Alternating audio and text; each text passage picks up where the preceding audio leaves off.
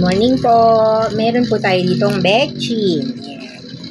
Alam nyo kung saan natin gagamitin itong betchin?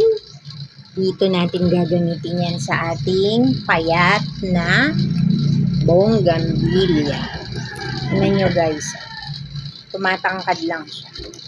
Kasi pag daw po ganyan, ibig sabihin na sobrahan siya sa dilig. Ayan. Huwag daw tayong manghihinayang kasi ito itatanim natin yan. So, may sapot pa. Ayan. Alisin lang natin. Diba ganyan ang itsura niya.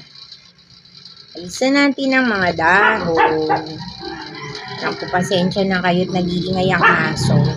Tapos, ito guys. Lapit natin ng konti. Taas-taas. So, long form video guys tayo.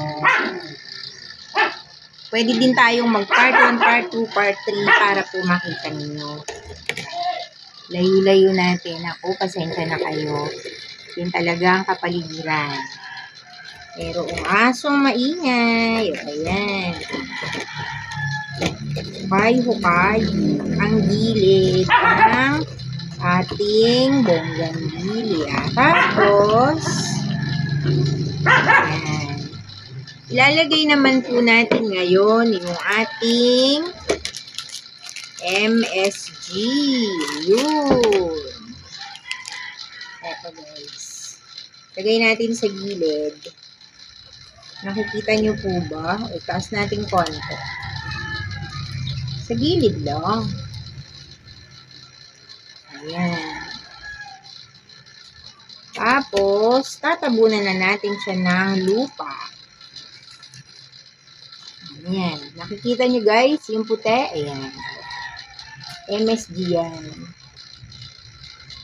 Ayan. Tapos, dito pa sa kabila, pwede pa. Tapos, mamaya didiligan natin yan.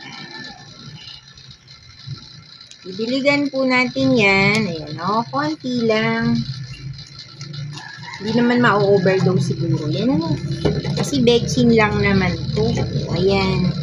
Kaya po betchin lang guys ginagamit ko para siguradong hindi ma-overdose yung ating halaman. So guys, yan po ang ating halaman na binigyan natin ng MSG or ng betchin. Obserbahan po natin kung ano ang magiging itsura niyan sa susunod na mga ilang linggo.